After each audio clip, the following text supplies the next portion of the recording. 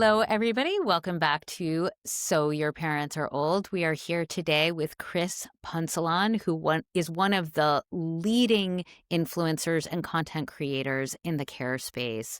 He is a wonderful person who was taking care of his grandmother for 8 years, I believe, until she passed away. He was vlogging, caring for her, talking about the music he made, his workout routines, his diet, and how much he loved his granny, and also being honest about the challenges as well. He went through this maybe earlier and younger than a lot of us have, but he is incredibly wise about the experience, and it's really resonated. He has 1.8 million subscribers on YouTube, which is extraordinary, the number of people who want to hear what he has to say. So we are so happy to have him here, and so we can learn something from this young, wise soul. Welcome, Chris. Thank you so much for the beautiful intro. I'm so happy to be here. Oh, I'm so impressed with everything that you did. And, just tell us about your journey to stepping up. I mean, in some ways it feels like it was seamless for you, but I don't know if you're the kind of person where, the outside is seamless and there's a lot roiling inside, but tell me about the beginning of the journey. I wish it was seamless. It definitely wasn't. There was a lot of internal and external battles that I was going through. I was a young college student in my last semester of college, and my grandmother woke up and was no longer able to get out of bed one day.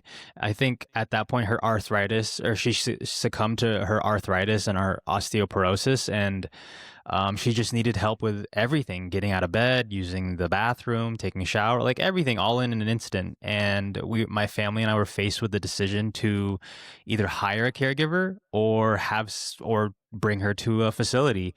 And in Filipino culture, it is not common to bring your elders to a living facility.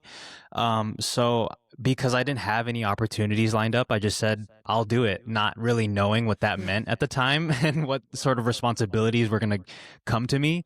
But I said I would do it because my grandmother raised me and I loved her and I couldn't imagine anybody else taking care of her. So I finished college and became a full-time caregiver for my grandmother, which I didn't know the word caregiver or caretaker at the time. I was just a grandson helping out his grandma.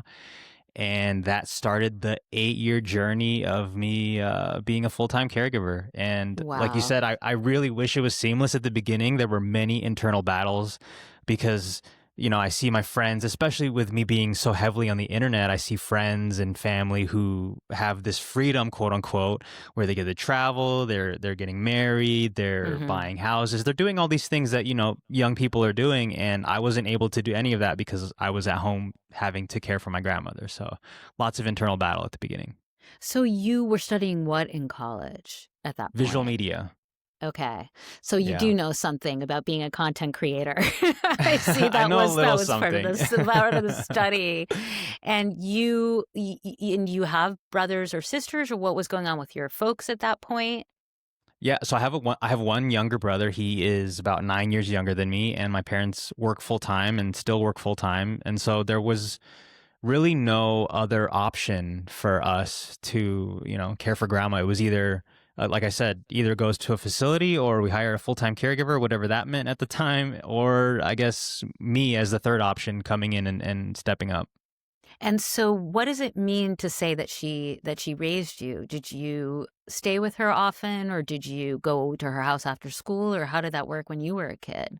So she lived with us for about eight years of, Mm. from 1 to 8. She lived with us and raised me because my parents, like I said, they were working full time and there was nobody to take care of me. They weren't there. My parents were not familiar with daycare or sending your child to to a place to take care of your child. So it's very customary for Filipinos to have the grandma or the grandpa take care of the young children while the parents are at work.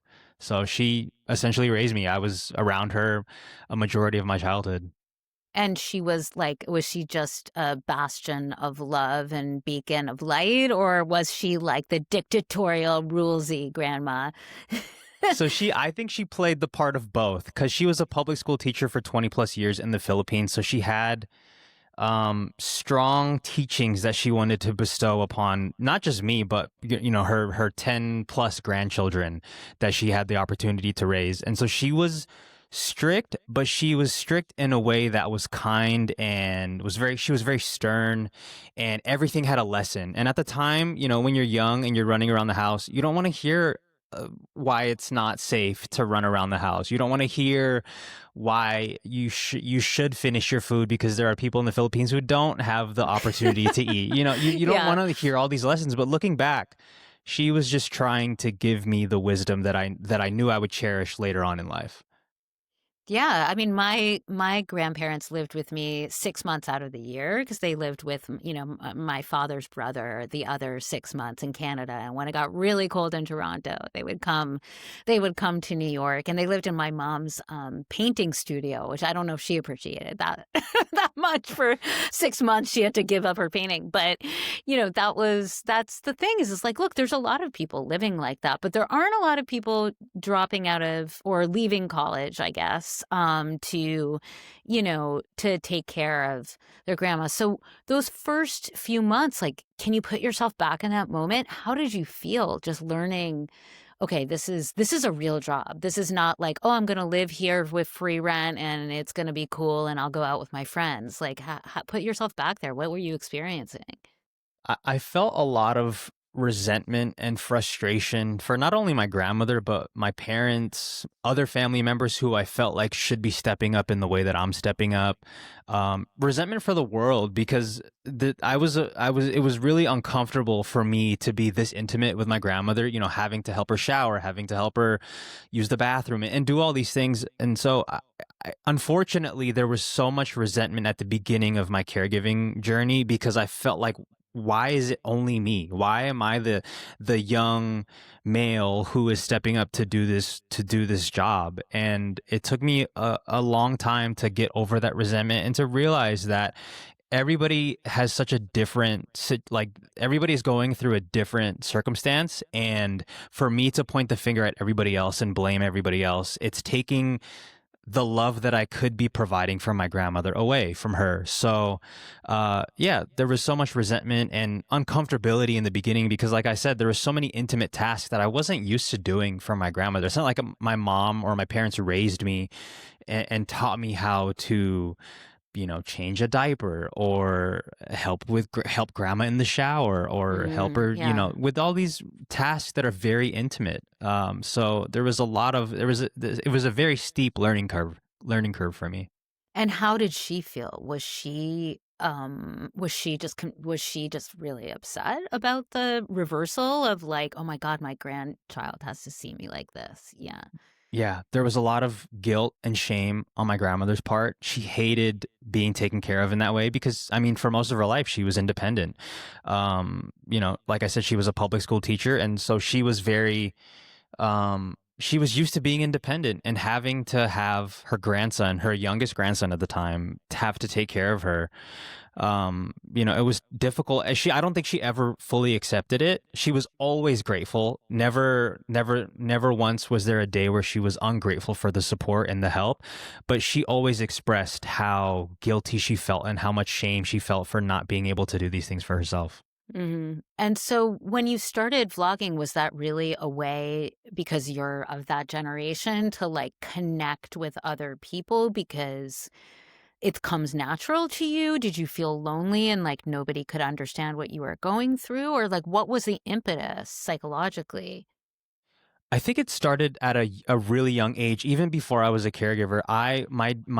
In my household, my dad had a camcorder glued. He had a camcorder glued to his hand my entire childhood, and I think through seeing my dad document every single part of my life and their life, it inspired me to do the same because it was really fun to be able to watch videos Mm-hmm. of us at Disneyland or us, washing the cars. So it came at a very early age. So when I transitioned to now documenting my own life before caregiving, it was a very natural step in progression of, okay, before I started documenting my journey as a young college student making music, and then when I became a caregiver, it slowly opened up this idea of, it would be cool to document this and be able to watch this back when I'm older. And I didn't do it knowing that this would bring me out of isolation, because I felt isolated as a young caregiver. And many caregivers, have the same sentiment. But the first video that I ever posted of me caregiving online for my grandmother, I was met with hundreds of messages of people saying, I do this same thing for my mom or my grandmother, and I have never felt so connected to somebody on the internet because I see myself in you.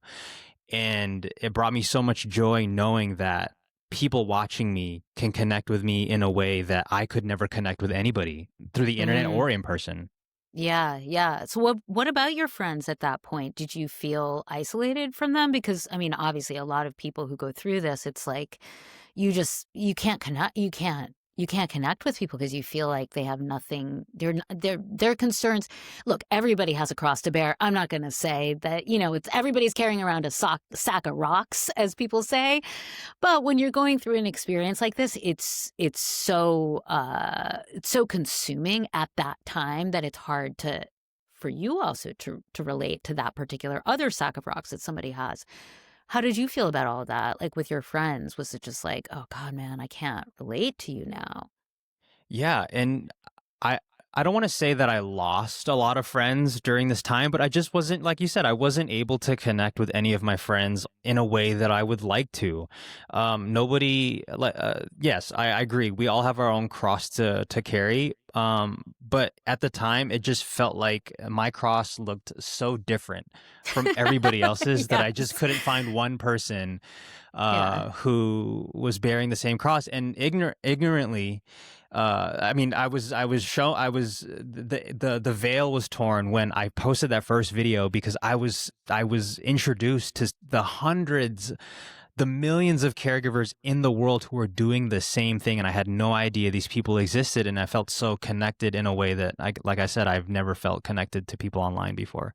Were you nervous about posting that because you felt like it wasn't, the kind of content that people react to? Oh, it's not like, hey, it's my new car, like my big, my score I got on video game or whatever. Like, were you nervous before you did it?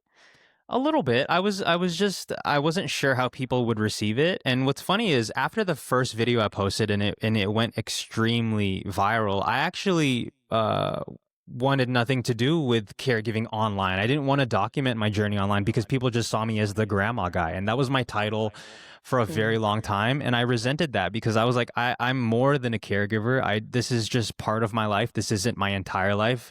But I mean, spoiler alert, it was my entire life. But I just didn't want to be I didn't want to be associated with caregiving. I wanted to be seen as a music producer, a successful music producer. So after that first viral video, I made this video and was like, I don't want to show my caregiving journey online because I'm more than a caregiver. So it's just funny to reflect on that now. Yeah, because you were able to then bring in all the other parts of your life and document it. So how did you balance those, like, in actuality behind the scenes? Like, how would you balance being a caregiver with making music, working out, blah, blah, blah? Did you just try to be like really have like really good boundaries around like, I know you said like you got to get out and run. You just got to do this thing or you're going to hate yourself all day. Just do it in the morning. Did you have boundaries or like a schedule where you were like, now's the time, grandma's taking the nap, and now I will be productive in this ways? What was your day like that you would, yeah, make it all work? It was a schedule. I stuck to the schedule. I looking back, I didn't realize at the time how crucial the schedule was. It just is it was what it was, and I followed it. And this is following the schedule is going to produce X results for me. So I found every little bit of time that I had in the day to do the things that I wanted to do, like exercise or edit videos or whatever it was outside of caregiving, because caregiving had such specific blocks of my day. Like from 6 to 9, I'm with grandma and I'm doing nothing else. From 12 to 3, I'm with grandma and doing nothing else. So there were these cemented blocks throughout my day, that I had to tend to my grandmother. And outside of that, this is how I was going to build my world outside of caregiving, was being disciplined to the times of the day that I don't have to be caregiving. And it taught Hmm. me a really strong lesson not making excuses for myself and actually following through with the things that I say that I want to do. Meaning, if I say that I want to build a life outside of caregiving, then I must be diligent in how I spend my time. Um, I need to be very disciplined in following through with I have a 1 to 2 p.m. block that I could do X, Y, and Z. So I need to stick to that whether I feel like it or not. And that's how disciplined I was about my day, because I knew that I wasn't getting that from from 6 to 9 a.m. because I had to be with grandma. And so how would you I mean, I guess there was some comfort in the schedule, like how did you stop yourself from just sort of despairing and just being like, the truth is I'm not going for that run because I just want to sit down and scroll on my phone today because I'm so depressed about what's happening with my grandmother. Like, I think even though I wasn't conscious of this, I think internally what seeing my grandmother's decline and seeing how much she wasn't able to do, that was my inspiration for going out and doing the thing, because my grandma was bedbound. She wasn't able to do the things that she loved to do anymore. And seeing the extreme version of not being able to do the things that you want in your life was doing something to me internally. It was pushing me to take advantage of being able to move, having the capacity, having the mental capacity to do things outside of caregiving. So when you're faced with that every single day and you're reminded that, hey, one day you might not be able to do X, Y, and Z anymore because just life is just going to strip you of that. I think that was a huge motivator for me to go out and do the things. Were there days of me wanting to doom scroll and be stuck in my despair? Sure, but I think more often than not, I was able to pull myself out of that because I saw the extreme version of no longer being able to live the life that you want to live. so like what kind of care did she need at the beginning and how did that change? I mean, she wasn't bedbound at the beginning, or was she when you entered the situation? From the moment when I say that she wasn't able to get out of bed, she was bedbound from that day. It was a day in Okay. September of 2017. I'll never forget, because my mom called me downstairs and my grandmother had a huge accident, and she literally wasn't able to get out of bed, walk around anymore. And maybe there were signs before that I just didn't notice, but that was the Mhm. day where she was no longer able to move. Mhm. And So, who taught you how to care for her? Like, the videos of things of how you lift her off the bed? Like, did you have, like, Medicare or Medicaid, sent people over? Or, like, did you watch YouTube videos? Or how did you figure it all out?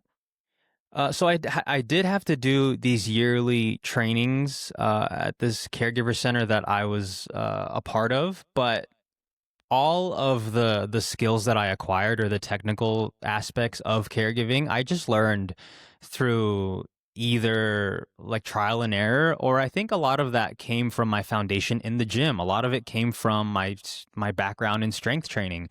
Um or also in martial arts, and I train jujitsu and karate for pretty much all my life.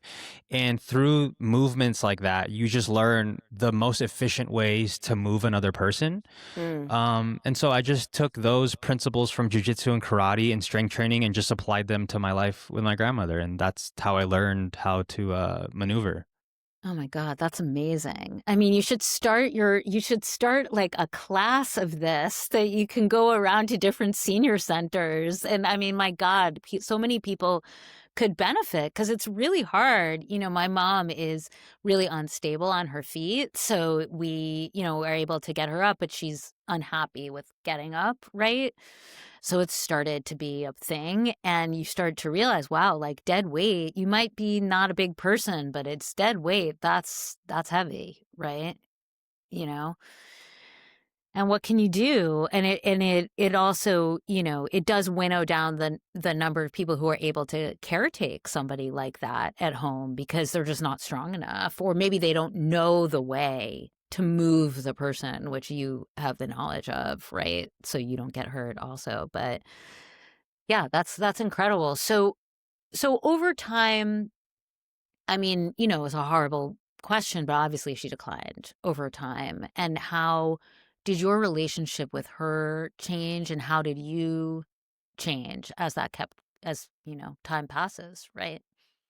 Yeah, our relationship definitely changed. There was a role reversal that whether, I mean, you could, I guess there's two ways to look at it. You could look at the role reversal of my grandmother and I as a negative or a positive, and I choose to see it as a positive. Although she needed help with every single thing in her life, I saw it as, this is my opportunity to spend time with my grandmother in a way that I probably wouldn't have taken advantage of had she not needed a caregiver.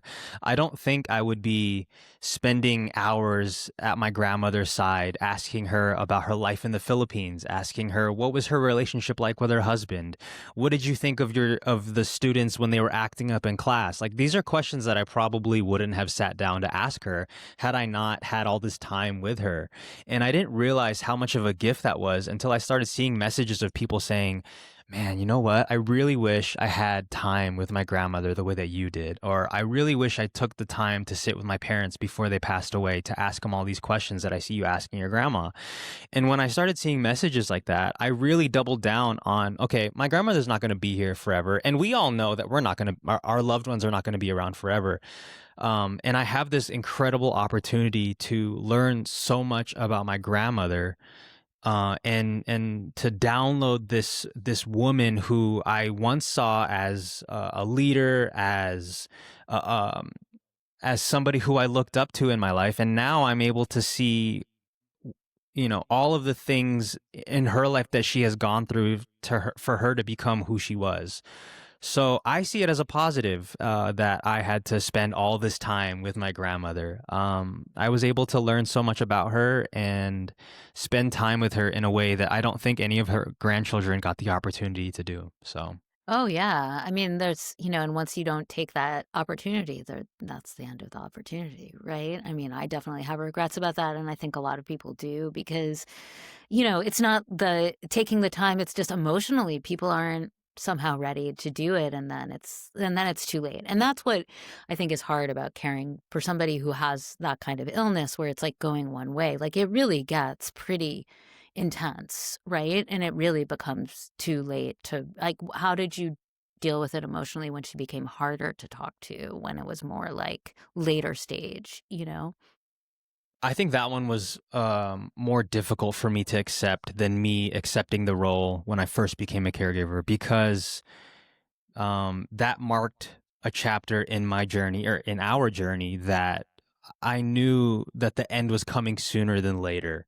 Although it was in the back of my mind that, my grandmother is declining and that one day she will no longer be here. When the shift happened, when she wasn't answering questions in the same way, or she was never officially diagnosed with dementia, but she was having these episodes, we call them, where she was calling for people that weren't alive anymore, or she was hallucinating, or she was just going through these, unusual circumstances that I just wasn't used to. That was really difficult for me to accept. And yeah, I don't think I ever fully accepted it in the last quarter of my grandmother's life, because you know not being able to have the normal conversations that we were able to have was really, that was tough for me to realize. And so yeah, I that was a tough one for that. I mean, even now I still struggle with, like, thinking back to those times, because like my grandmother was no longer who, I really remembered her to be.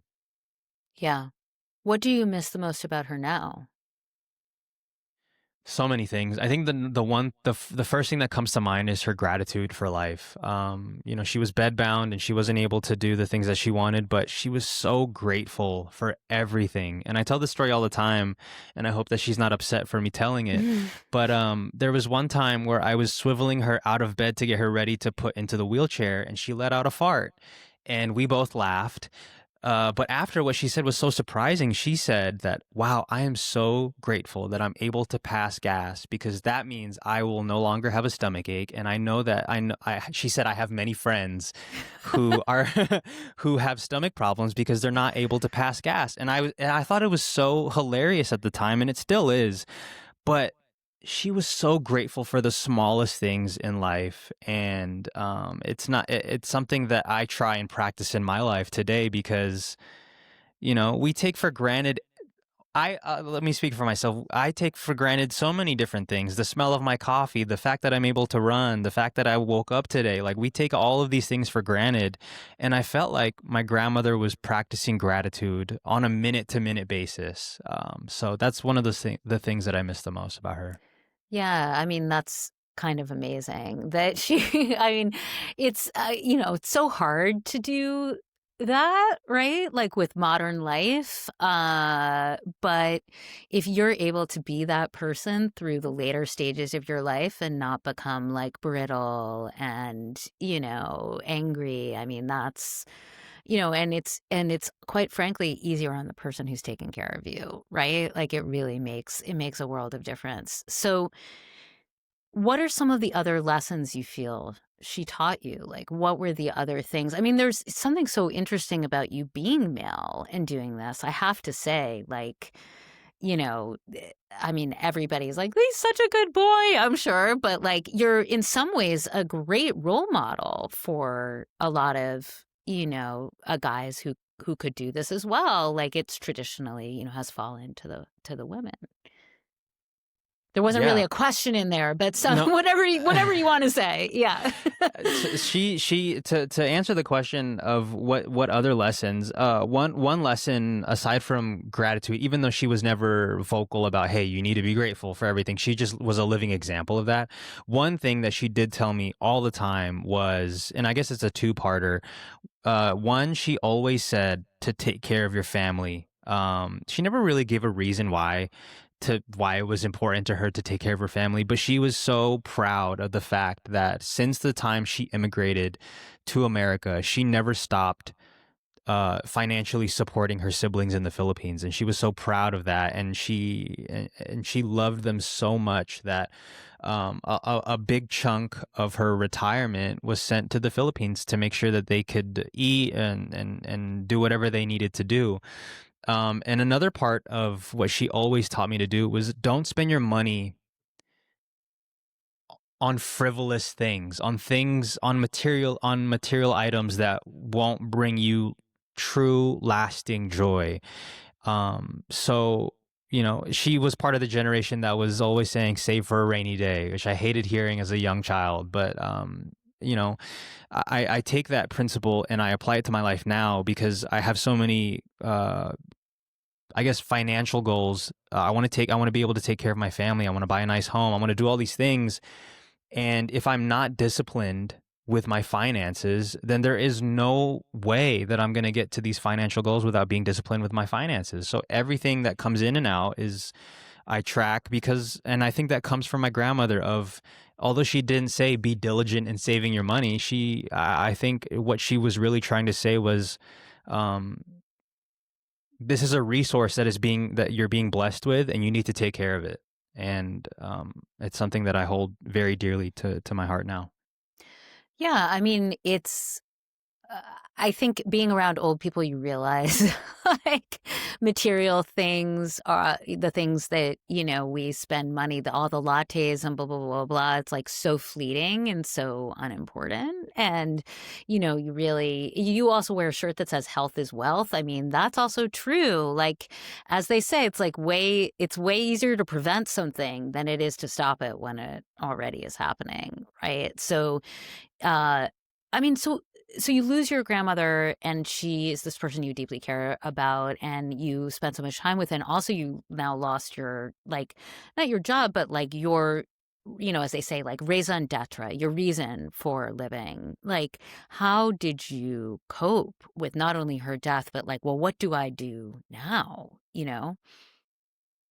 Yeah, I struggled with that. For the first year of my grandmother passing, when you wake up every single day knowing that your number one priority is to be there for your loved one, and then that day, the day comes when you no longer have to do that. It's almost jarring to wake up and to know that the person that was your number one is no longer here. I spent a lot of time reflecting and trying many different things and talking to other caregivers to see what they did, when their loved one passed away. Um, it was a jarring experience. Although I felt a lot of freedom and there was a lot of weight lifted off of my shoulders. I just had no idea what I was doing. I was like, what do people do with their time? Now now, that, now I have so much time. What do I? Yeah, exactly. Time is and expanding. Yeah. it's so funny. You said it felt like I felt like I had so much freedom that I felt almost like I didn't know what to do with all this time.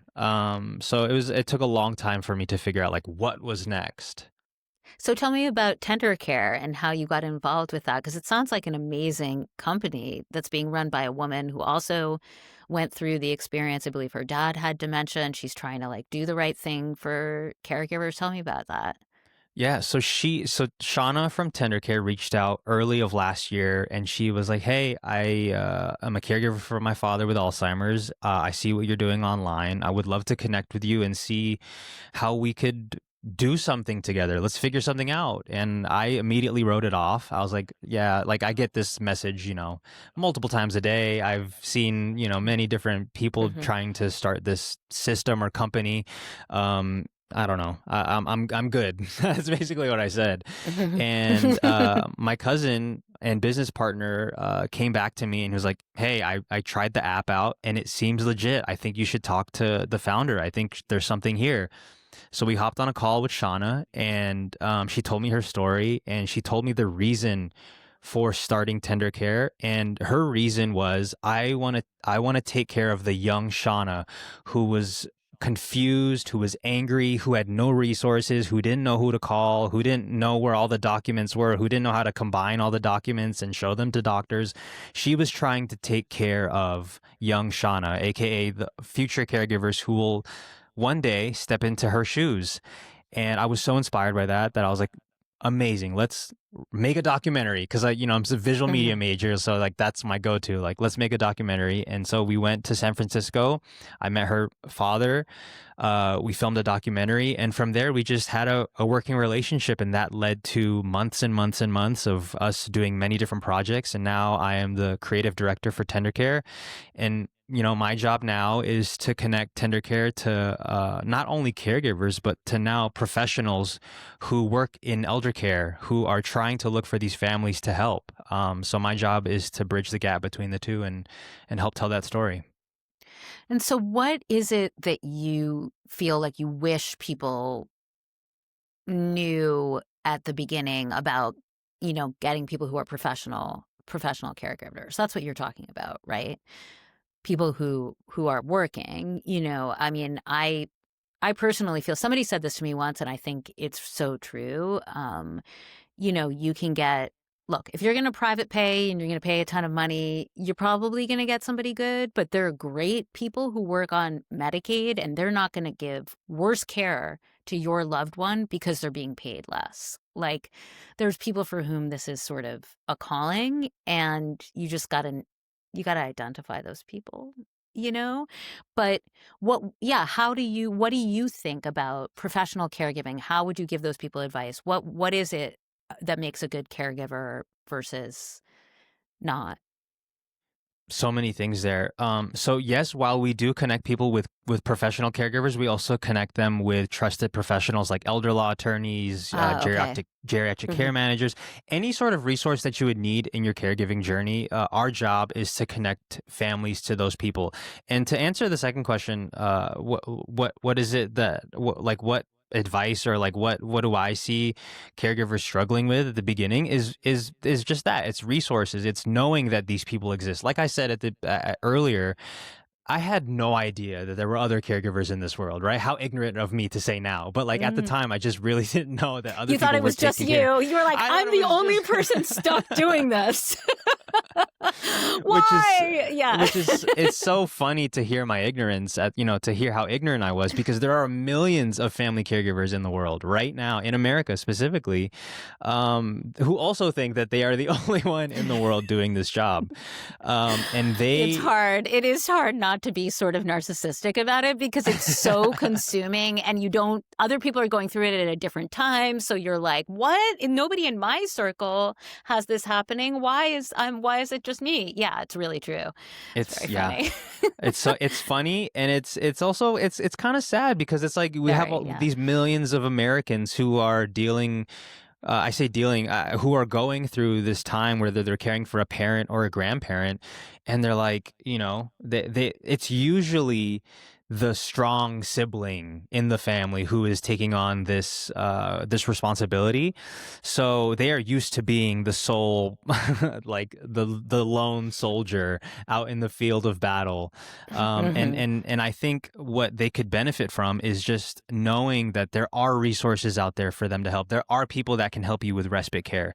There are people who would be able to step in and help you out for a couple hours, because sometimes that's all we really need as full-time caregivers. We just need half a day, a couple Hmm. hours. Let me go, to Chick-fil-A for an hour by myself and Mm. enjoy a chicken sandwich knowing that my loved one is being cared for properly. And to speak on caregivers who aren't maybe as well paid as like other people, to for I've met so many professional caregivers who aren't caring for family members, and they are some of the sweetest people that I have ever met. And this is such a calling to them, and they're definitely not doing it for the money, because if they were, Yeah. they would be compensated properly. But they just have such a loving and tenderness to them that they just want to help, others. And they're very selfless in that way. So yeah, there's many things in that, but I think, yeah, caregivers are the light of this world. I'm a little biased because I speak to them on a day-to-day basis, but they're amazing. So what about the government? Like, where's the government in this? And should they be, more? I mean, personally, I feel that that you should be getting paid for caregiving. And, there's in different states, different things can happen, but the parent has to have an incredibly low income, right? Like I mean, what would you like to see? There's so much talk about subsidized infant care, right? But not a lot about subsidized elder care. What would you like in the perfect world? In a perfect world, I would love for, and this is not my realm. I have tried to, I've delved You a little say, bit into this yeah, world, okay. into the You're like, world of I'm like, not the guy on Capitol Hill who's like exactly. the poster boy. Like, I'm sure people have talked to you about that. Like, hey, that would be great. Yeah, for sure. I've tried, my fair share of like, this is exactly what needs to happen. And I'm quickly met with like, well, have you considered like all of these things before? So I, Yeah. I, I, I tread very lightly, but obviously in a perfect world, people who are working a 9 to 5 who then have to take care of a parent, it would be nice for them to be compensated properly so they don't feel like they have to stay at the 9 to 5, or at least be at the 9 to 5 as much as they're needed. And I don't know all of the nuances of what would have to happen for that to be true. But I just know, speaking for my mom specifically, because she had a full time job, she wasn't able to take off, 3 days a week to care for her mom. And how lucky for her. And I say that, maybe that makes me sound narcissistic, but like how lucky for her to have a son who was willing to stay at home and take care of her mother. Not everybody has a family member like that. Most families, I feel like, especially in America, they don't really have children or grandchildren that are willing to step up in that way because, many different circumstances, but their go-to is to then take mom or dad to a facility, which, that in itself is a huge financial burden. So yeah, I think I answered what a perfect world would look like. I don't know, again, all the steps that are required for that, but yeah. Well, my last question is like, how has this changed you as a man? We did mention earlier that traditionally the caretaking is done by women, but Do you feel that it's given you a different sense of manhood? Because in this country, there's a lot of talk these days about like young men and what's their purpose, what's going on. The employment rate's down a little bit. Living back at home and when they, don't have somebody to caretake, right? Like living back at home and this idea like, oh, young men in crisis. I don't think that's a little overblown, but like, has this given you a different sense of like these are different aspects of what being a man and being a man that commands respect can be? Yeah. So I was taught, or at least by not maybe not directly by my own father, but just by culture and by what society has said. I've been taught that a man needs to provide for his family, and he is the financial, like he is bringing in the income, and that is his role in the family. And while I do agree with some part of that, I think what caregiving has taught me is that serving or caring is so much more than just bringing in an income. In my case, it was serving my grandmother and, like I said, helping her with all of the intimate tasks that she needed help with. It was helping her use the restroom, feeding her, making sure she was taking her vitamins, like all of these things that you don't really think of when you think of a man taking care of his family. Because most people think, oh yeah, a man takes care of his family, he provides the income. For sure. But in addition to that, what about all of the other things that we probably should be doing? Like, caring for your spouse in that way, or caring for your children more intimately, caring for your grandparents more intimately, caring for your parents more intimately. Like you said, most caregivers are female.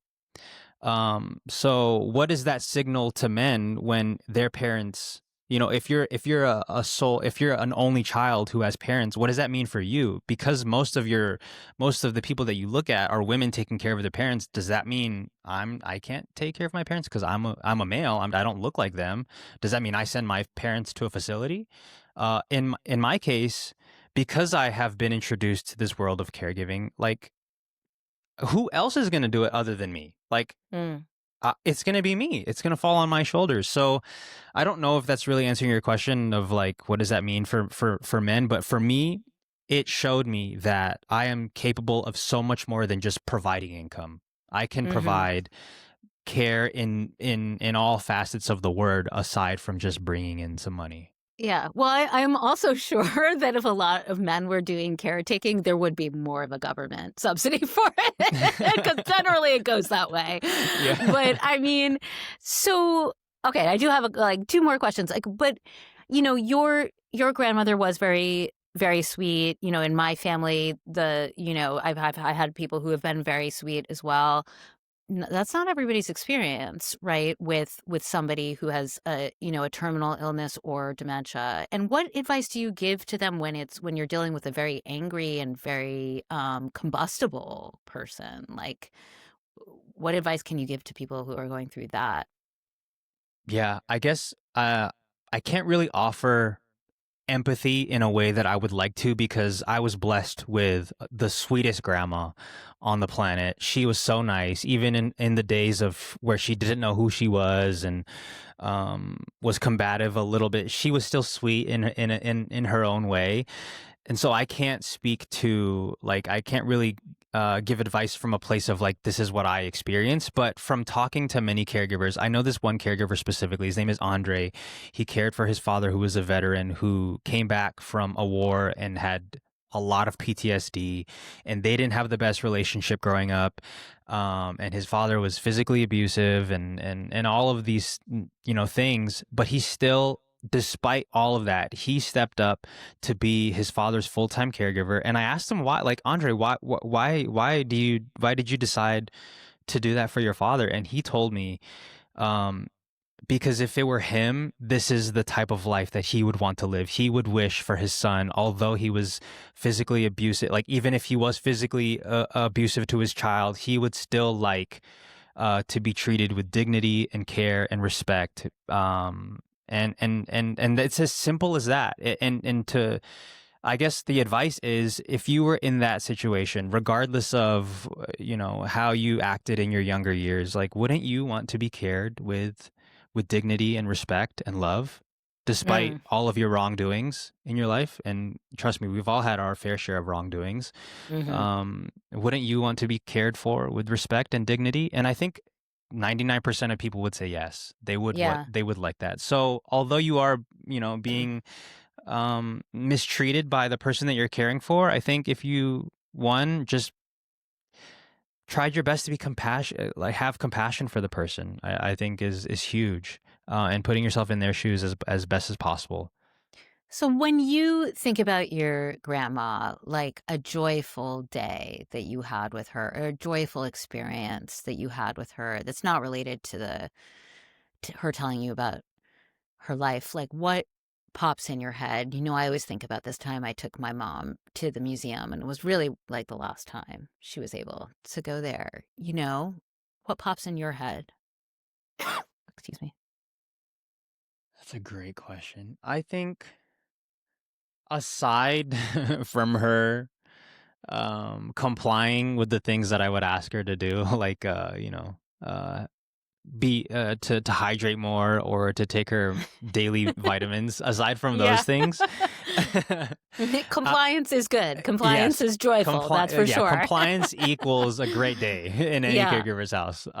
Aside from that, I love the moment, like, I loved showing my grandmother things for her to react to. Like, I got this tattoo in 2023, and one of the first things that I did with the tattoo, it's funny that I say with the tattoo, was show my grandmother because I was so curious what she was going to say about it. I thought she was going to hate it. I thought she was going to say, "What have you done to yourself? Like, why did you ruin your body with a tattoo?" Mm. And to my surprise, she was like over the moon about What is it? What the does the tattoo. tattoo say? I mean, it has nothing to do with my grandmother, but Okay. it's just a koi fish that turns into a dragon at the top. So it has nothing to do with her culture, her background, it doesn't have her name on it, nothing. She Okay. just thought it looked amazing. And at the end of it, and I made a video about this, at the end of it, she said, "I'm so glad you're my grandson." Wow. And, you know, yeah, I would say my perfect day with my grandma was just showing her things that she could react to. It wasn't always as big as a tattoo. Sometimes I would show her the napkin that she just folded, which I had her fold for her arthritis to have her exercise. And I said, "Look, grandma, you did such a great job folding this napkin. Like, look how clean the line is." And she would be so happy to like interact with me. I don't know if she was just like doing this because I was her grandson, but she would be so happy to like talk about the detail of the napkin or like talk about, Hmm. "Oh my gosh, it's so great that I get to be able to fold napkins." So I think, seeing my grandmother's reaction to the world was one of my favorite things to do. Yeah, staying in presence with Hmm. the loved one is so. Thank you so much, Chris. That was so wonderful to talk to you, and I'm so glad that people are listening to you. You are a spokesmodel of some sort for the caregiving movement, but it's really cool, and at no other age in history would you have been able to connect with people through all over the world and internationally going through the same experience and build community. I mean, it's the thing that, like, the internet is best for, right? Which is like, oh, we're all going through this together and we don't know each other, but now we can bond. And you really were able to pull people together through the strength of, sharing your story, being honest, being, making cool, interesting videos. Cause like, this is what you studied. So you knew what you were doing. I mean, that's also a big part of it, is that you brought like some visual excellence to this, which is like, necessary. And I'm glad that you are her grandson. I'm glad she had you as a grandson. I concur. So thanks again for being on So Your Parents Are Old. And we will have a link to Tendercare and to Chris's YouTube channel in the show notes. Thanks so much, Chris. Thanks, Vanessa. I appreciate it.